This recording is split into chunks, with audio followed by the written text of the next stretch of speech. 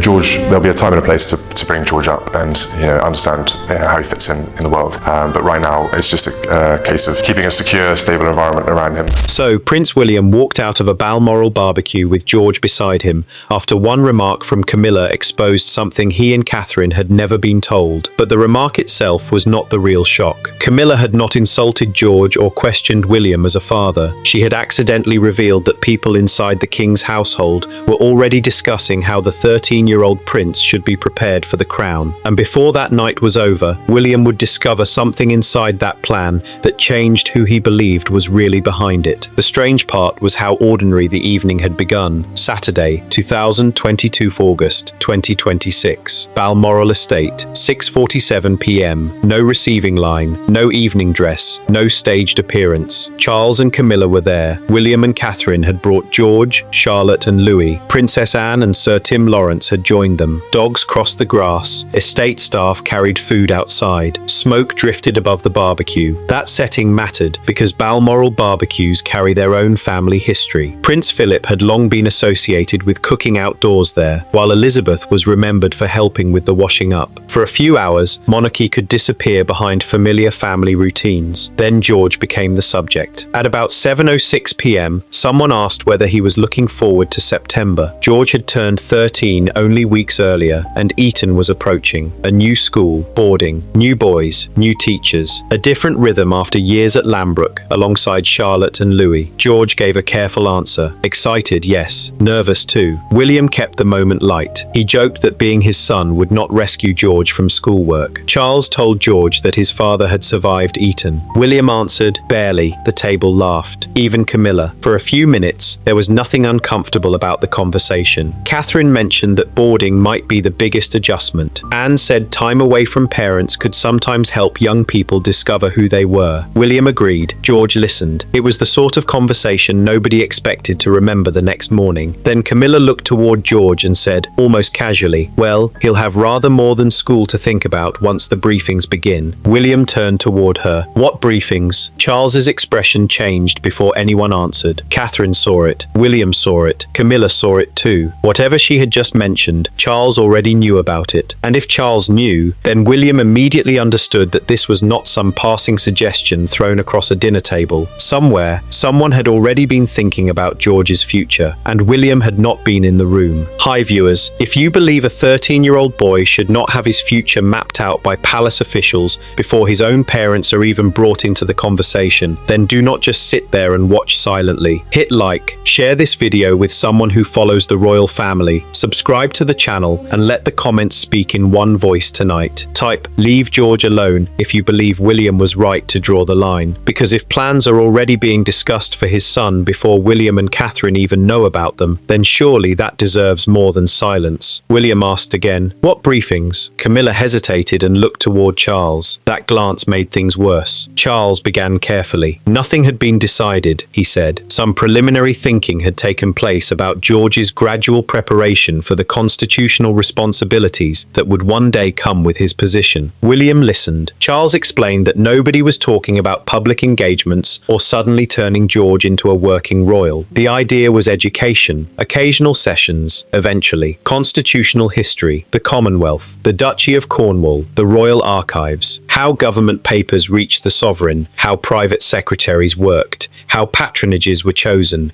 how a future king learned where personal opinion ended and constitutional responsibility began. On paper, none of it sounded outrageous. That was exactly the problem. George had barely turned 13. He had not even arrived at Eton. Yet somewhere inside the royal machinery, adults were already putting the next stages of his life into paragraphs, headings, and timelines. 14, 15, 16, school holidays, weekends, briefings, preparation, the future. William was not hearing a few helpful suggestions anymore. He was hearing the beginning of a program. Then he asked who had been doing the thinking. Charles answered that members of his household had been considering what an eventual program might look like. William set down what he was holding. Catherine said nothing. Anne watched. Camilla remained still. George was only a short distance away, unaware that the conversation had shifted from school to the shape of his adult life. William looked directly at Charles. Why are members of your household designing a program for my son? Nobody answered quickly, and that silence told William something something the explanations had not. This was more developed than he had first been led to believe. Camilla's mistake was not inventing the briefings.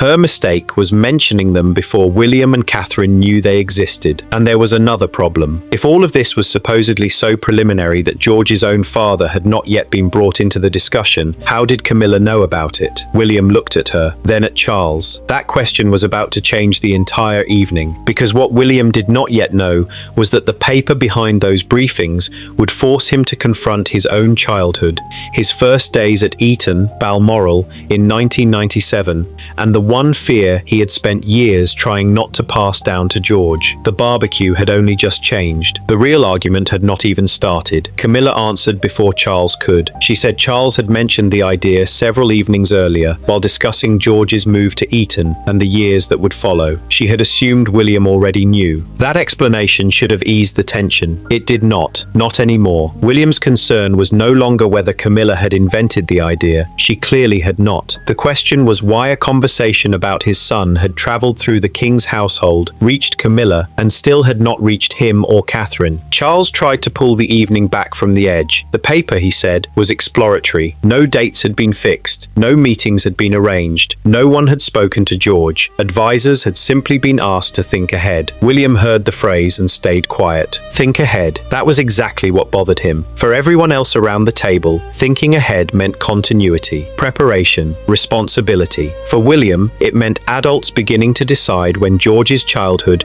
should start making room for the crown. And there was history behind that reaction. On 6 September 1995, William had arrived at Eton as a 13-year-old boy under intense attention. Charles was there, Diana was there, Harry was there, cameras were waiting. The contradiction was impossible to miss. He was a schoolboy walking into a boarding house, but he was also a child everyone knew might one day become king. Those two identities followed him through the gates together. The newspapers watched, the public watched, the institution watched. William never forgot it. 31 years later, George was standing at the same threshold. William now occupied the position his own parents once had. He could remember what it felt like to be the child everyone was discussing, while adults spoke confidently about the future. Back at Balmoral, he asked Charles when he and Catherine were supposed to be brought into the conversation. Charles repeated that there had been no formal conversation yet because there was no formal plan. William looked toward Camilla, but Camilla knows. The words landed harder than they were spoken. Camilla explained again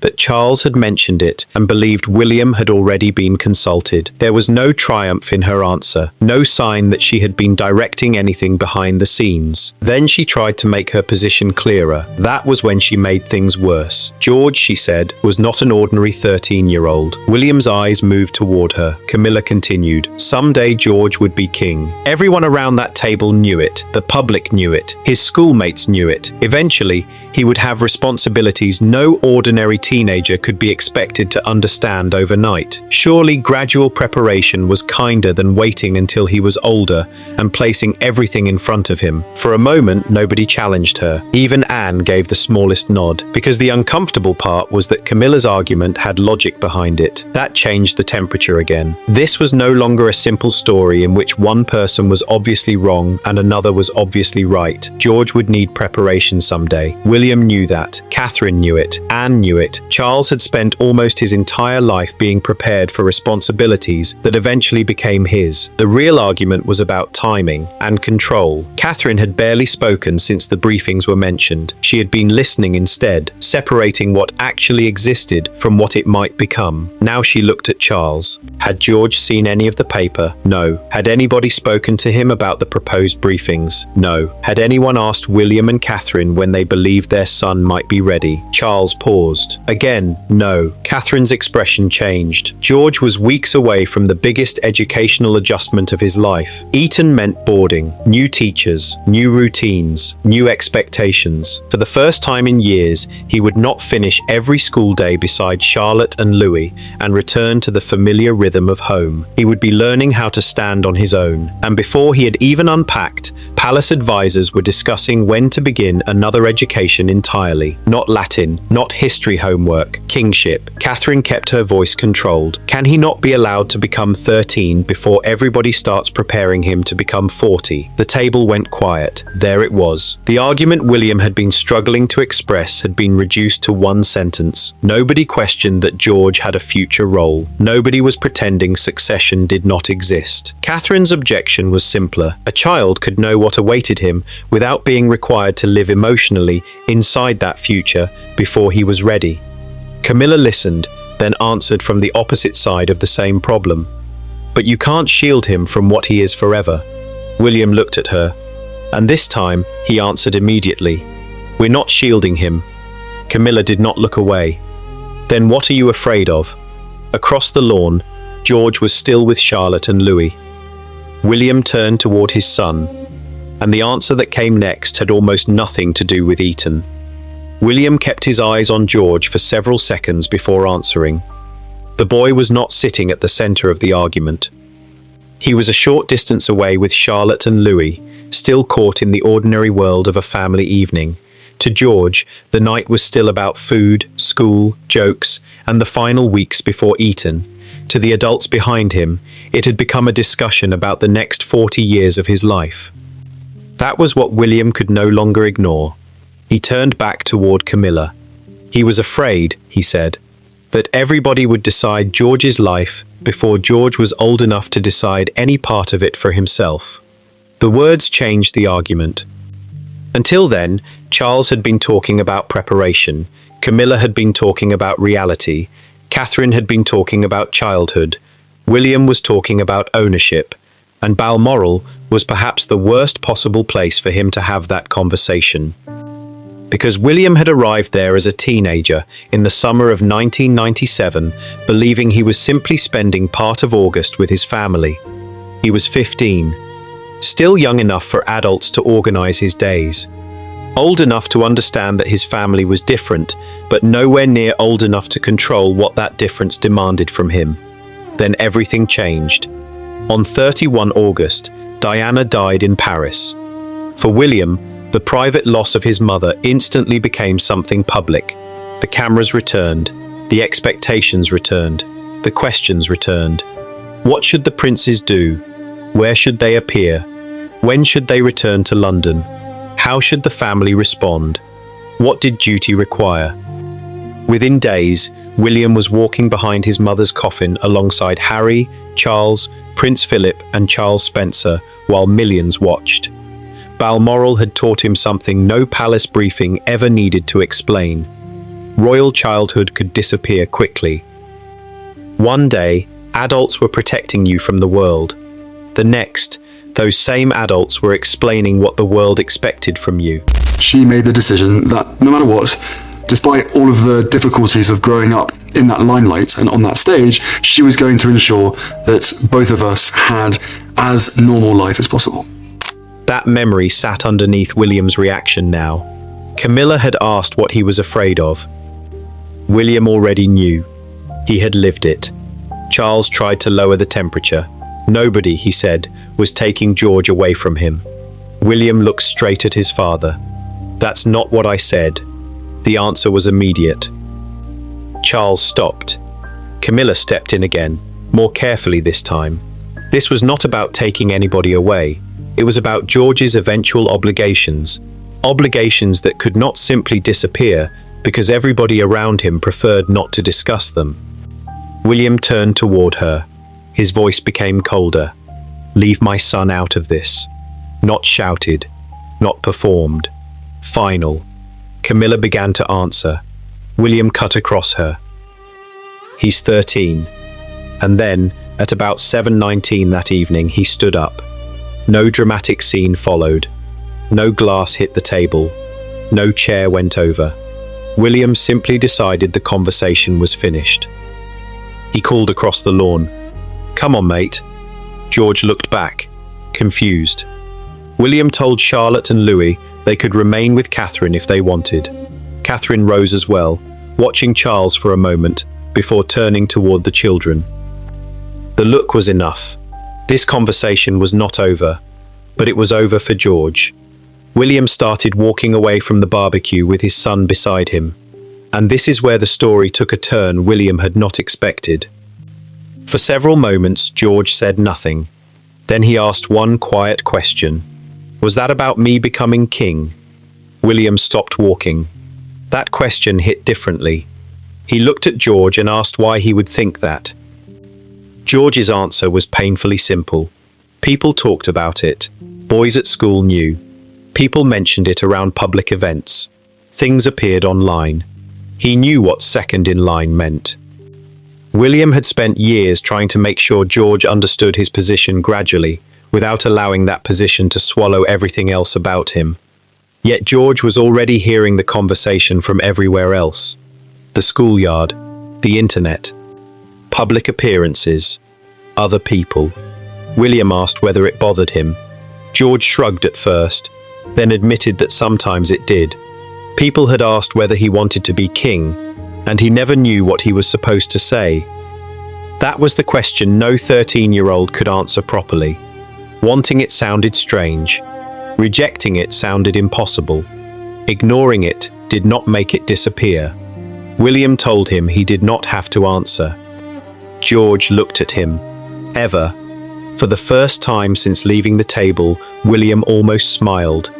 Not tonight. And if that moment tells viewers anything, it is that George is not a title waiting to happen. He is still a boy trying to understand a future everybody else seems ready to discuss for him. So if viewers believe William was right to protect that space around his son, they should hit like, subscribe and share this story with someone who follows the royal family. And in the comments, let one message stand together tonight. Type, "Let George be a child," if 13 is simply too young for palace officials to start deciding when his royal training should begin. Because William had just discovered something more troubling than the secret paper. The Crown did not need to sit George down and explain his future. His future was already finding him, and that realization was about to force William to reconsider the one thing he had believed he could control. There was one date William could not separate from the question now sitting in front of him. 8th of September, 2022. George had been 9 when Queen Elizabeth II died at Balmoral. In a single afternoon, the entire order of the monarchy moved forward. Charles became king. William became heir. George moved one place closer to the throne. Nobody asked George whether he was ready. Nothing had to be signed by him. No speech was required. No official sat him down first and asked how he felt about becoming second in line. The constitutional machinery simply moved. There had been no visible transformation in George himself. He was still the same 9-year-old boy he had been that morning. Yet by evening, newspapers, broadcasters, and constitutional charts described him differently. His place had changed because the person above him had changed. That memory gave William a harder truth to face. He could not stop George's future from approaching. He could not freeze succession until his son felt older. He could not make the crown wait. But he could decide how quickly the adults around George forced him to live inside that future. By 8:03 that evening, the barbecue had lost whatever ease it once had. William and George were no longer at the table. Catherine had checked on them and returned. Charlotte and Louis remained nearby. The food was still there. The chairs were still there. Yet the atmosphere had changed completely. Camilla looked toward Charles. "I thought he knew." Charles answered quietly. He didn't. Anne had listened to almost everything without rushing to choose a side. Now she finally spoke. "The boy does need preparing." Catherine turned toward her. For one second, it sounded as though Anne was siding with Charles. Then she finished the thought. But not by committee. That was different. Anne understood the institution better than almost anyone around that table. She had spent her life carrying duty without pretending it was light. She knew George could not be protected from every responsibility waiting for him. But she also understood William's objection. The problem was not learning. The problem was ownership. Anne put it into 4 words. Preparation isn't possession. That was the distinction Anne refused to let anyone blur. Duty could be taught without turning a child into an institutional project. The crown could prepare for George without behaving as though George already belonged to the crown. The monarchy provides, with the constitution, a degree of long-term stability that is actually quite hard to come by any other way. Charles said nothing. That sentence stayed with him. William's anger was not really about a history lesson, a Commonwealth briefing, or a conversation about the Duchy of Cornwall. It was about a palace system beginning to reserve pieces of George's future before his parents had agreed that the time was right. Later that evening, Charles sent word asking William to come back alone, not to the barbecue, inside the castle. At around 9:26 p.m., William entered a private sitting room at Balmoral. The mood was quieter now. No children, no food being passed, no family conversation drifting in from across the lawn. On the table was the document Camilla had accidentally revealed. 6 pages. That was all. No enormous dossier, no dramatic seal, no final signature. Just an early discussion paper with a suggested timeline for the years ahead. William sat down and began reading. The first surprise was that much of it was sensible. Constitutional history, public service, the Commonwealth, military institutions, charities, the royal archives, how government papers reached the sovereign, how private secretaries worked, how a future monarch listened to people outside palace life. The anger William had carried from the lawn began to cool. Not disappear, cool. That distinction mattered.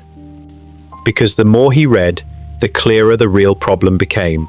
The ideas themselves were not what frightened him. Some of them were useful, some were the exact things George would eventually need to understand. Then William reached a later section. He stopped. The paper suggested that, as George grew older, he could eventually receive periodic briefings from members of the sovereign's household, independently of William and Catherine. William read the line again, then once more. He picked up a pen and marked it. No. Charles, sitting opposite him, asked what exactly he was objecting to. William tapped the page. Nobody gets a separate route to him. That was the boundary. Not no education, not no preparation, no parallel channel, no private institutional relationship with George that existed outside his parents while he was still a teenager. Charles leaned back. For the first time that evening, the disagreement became larger than Camilla's remark, larger than the barbecue, and larger than one badly timed sentence. Charles told William that a future sovereign could not be educated only as somebody's son. At some point, the institution had responsibilities too. William looked back at the page, and suddenly the 6 sheets on the table were no longer about what George should learn. They were about who had the right to teach him. Charles was about to make the argument William had been trying not to hear all night, and this time, William could not simply walk away. Charles did not challenge the mark William had made on the page. He challenged the idea behind it. A future sovereign, he argued, could not be prepared only through the instincts of his parents. At some stage, the institution itself would have responsibilities: government, the Commonwealth, the machinery waiting for whoever inherited the crown. William understood the logic. That did not mean he trusted the process. He looked at Charles and said the sentence that changed the discussion again. And that is exactly how families lose their children to institutions. Charles went quiet. The words reached beyond George. They reached back through generations. Charles had grown up under the same expectation that shaped every heir before him. Adults had strong ideas about what would make a future king disciplined, resilient, and prepared.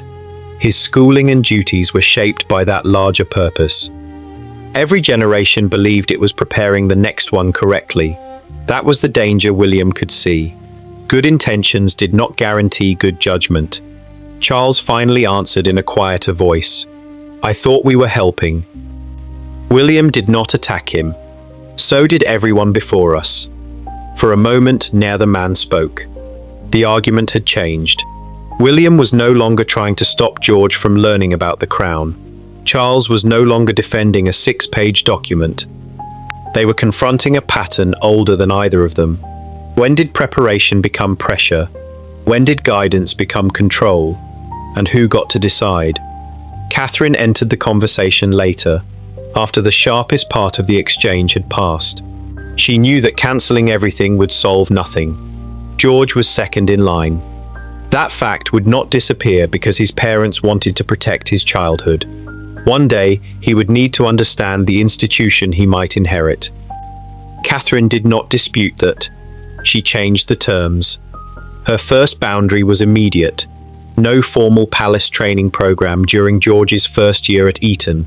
His first year would belong to school, adjustment, friendships, boarding, and learning how to live in a new environment. The second boundary was firmer. Nothing concerning George's future responsibilities would be designed without William and Catherine involved from the beginning. No finished paper arriving after advisors had shaped the structure. No timetable created first and explained to the parents later. The third boundary changed everything.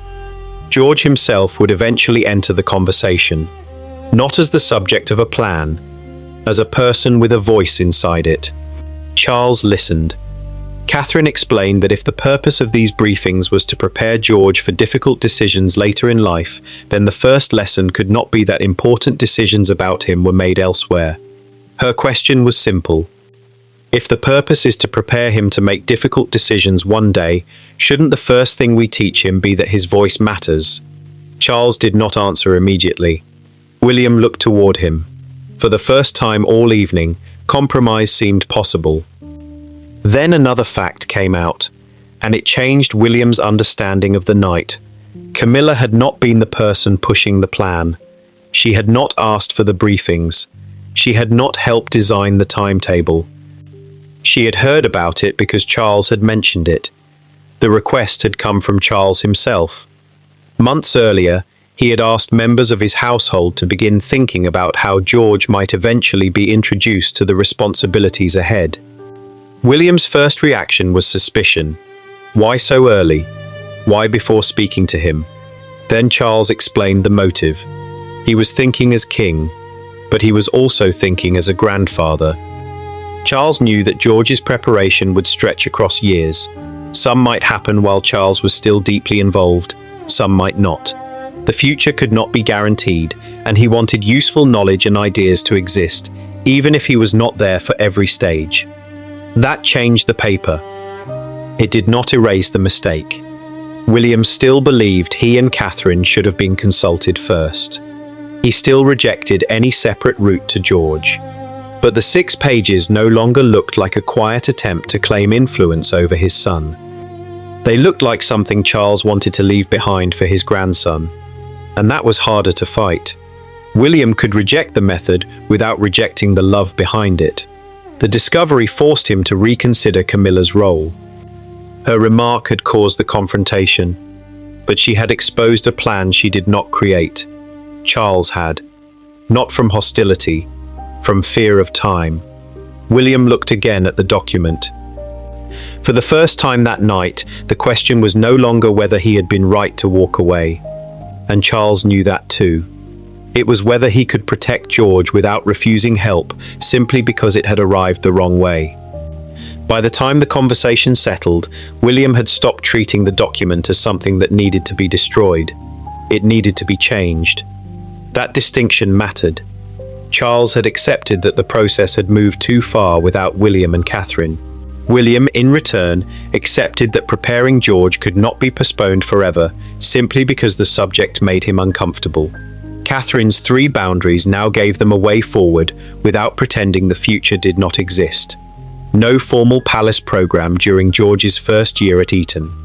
No planning about his constitutional future without William and Catherine involved from the beginning. And when the time came, George would not be discussed as though he were absent from his own life. He would be brought into the conversation. The paper on the table was not torn up. It was paused. That was the compromise. Later that night, Camilla found William away from the others. The sharpness of the barbecue had gone. The issue had become personal, but finally much clearer. Camilla told him she had genuinely believed he knew about the briefings. William believed her. That did not mean he liked how the evening had unfolded. Camilla had still been the person who said the one sentence that opened everything. She had still pushed back when William wanted the subject closed. but the idea that she had been quietly helping to design George's future had fallen apart. Then Camilla made one final point. George's future would come whether any of them were ready for it. William did not argue. He had spent the evening discovering exactly that. His answer was quieter than anything he had said at the barbecue. Then we'll let it come to him. We won't drag him toward it. That was the line William had been trying to find all night. He was not rejecting George's destiny. He was rejecting the idea that destiny had to arrive early simply because adults were impatient to prepare for it. The next morning, Saturday, to 22 August, Balmoral looked different. No tense table. No 6-page document. No discussion about constitutional duty or future kingship. William and George walked near the River Dee. George talked about Eton, sports, boarding, how often he might get home, whether Charlotte would take advantage of his absence and start treating his room as extra territory. Normal things. The kind of things William had been fighting to protect without ever saying so clearly. Then George asked the question again. Were the briefings still happening? William smiled. Not yet. George looked at him. When? William took a moment before answering. When you're ready to ask for them. George nodded. No speech followed. No grand promise. He simply kept walking beside his father. And that was where the argument finally landed. William had not won by stopping George from becoming a future king. Nobody could do that. Charles had not lost by admitting that his grandson would need preparation. Camilla had not been exposed as the architect of some hidden campaign. Catherine had not tried to keep George inside childhood forever. What changed was who would control the pace. For one evening, the adults had spoken about George as though the future belonged to them. By the next morning, William had drawn a different line. George's future could be prepared for. It could not be possessed.